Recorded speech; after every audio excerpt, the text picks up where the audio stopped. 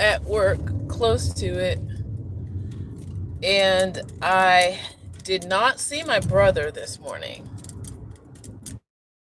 He was not at the apartment when I got there. I always, and I know this sounds morbid, but at the same time, I need to. I always look for signs of life or signs of activity, and that kind of reminds me that I do need to clean his apartment for him so that I can detect that a little easier. But I noticed that there was a wet footprint in the bathroom, so if it was still wet, that means he was there um, overnight, at least. And he did not take his medication. Now, I will say this, I was right before I was starting this live, he takes Prozac in the morning. And right now, I have him on his mood regulating medicine that he takes at night. So for situations like this. So if he does wake up in the morning and he does not take his medicine, or if he's been up all night, at least he took his mood regulatory medicine in the afternoon when I'm there. Okay, and I try to be there at 6 o'clock every afternoon. Just like I try to be there at least in the hour of 6. It gets hard when I have to get up in the morning and I have to take care of myself in the mornings. But so yeah, so he has the mood regulating medication in his system from last night, and he takes it once a day based on the new prescription. So I'm gonna go. Sorry, it's like I'm seeing things. I'm just like Monday morning traffic. But anyway, so and then what I've learned about the effects of Prozac, it stays in your system up to 7 days. So I'm not too worried right now that he quote unquote missed a dose because I have to be at work now.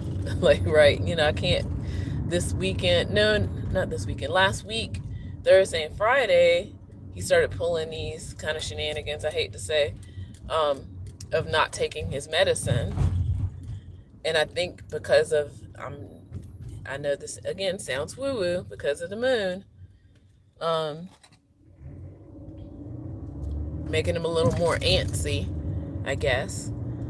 And then something happened with the resident managers last week too, where again could also be the moon, where he does things that are um, beyond social norms that he doesn't realize that he has done, or he'll just completely, I hate to say the word lie, but he doesn't know that he did it, or he forgets that he did it, or that's not what his mind believes that he did or not did. um, but he is under the impression that he is banned from the clubhouse, um, when he probably, I'm just gonna be honest, he probably overstepped a boundary. But I'm also kind of upset with other people, and this is why I usually tell folks everybody has to start learning upholding your boundaries and not letting people slide, no matter what their condition, no matter what their age, because it's going to turn around and be harmful later. Okay, so I don't let children slide on my boundaries. Okay, and I don't let the disabled slide on my boundaries.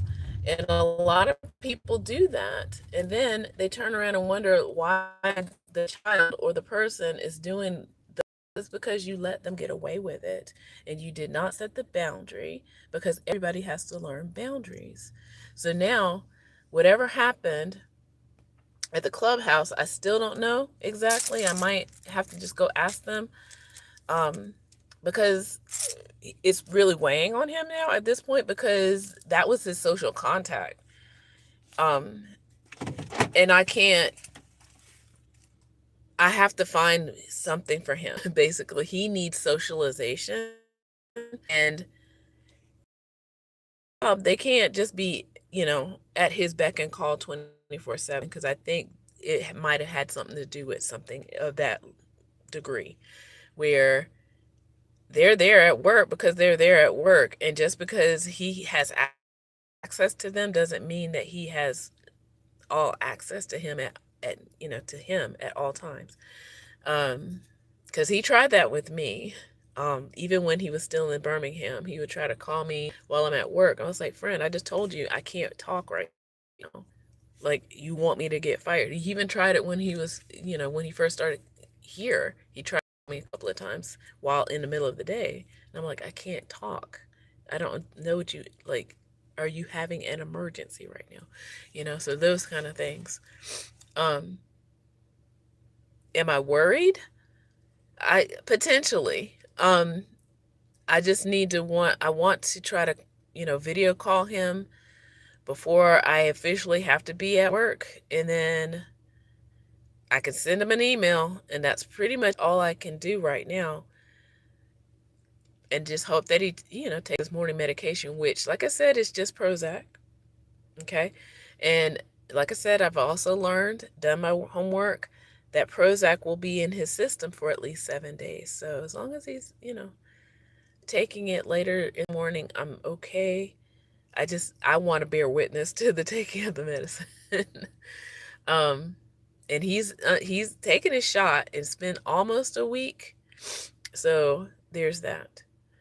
But I have noticed some things, but I'm also wondering if it's because of him not being on his mood regulating medicine for a while, or is it the side effects of the new/old medication that he had been taking before. So he was on this medication at one point, Divaprolex, I believe, and then he went into the hospital in April. He came back with a new prescription with valproic acid. I know I'm just dropping, and he was doing a lot better with that. But at his last emergency prescription, let's just be honest, the doctor, I guess, told him that they were out of the valproic acid and that he would give him another prescription. The other doctor, I guess, didn't realize that he was on the Divaprolex before. So I don't know if it's that's not doing well with him, or it was just the lack of not having medication for a couple of weeks of that medicine. So yeah, so he's been doing a lot more peculiar behaviors that he hadn't been doing in a while. So that's the one thing I am concerned about. So yeah, so let me go and start my day at work and make sure I get my books together. I got a study session later today, this afternoon, on video, at least that.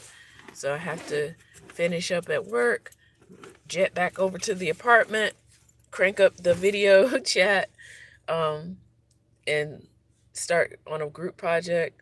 So yeah, I'm doing things. Okay. Didn't even get a chance to really do any renovating this weekend because the coffee shop was closed, and that meant I hate to say I spent more time with my brother because there's nobody else for him to be around. So that's how I know that he wants to get better. He wants to be around people. Okay. And it's hard. So we do have an intake interview on Friday.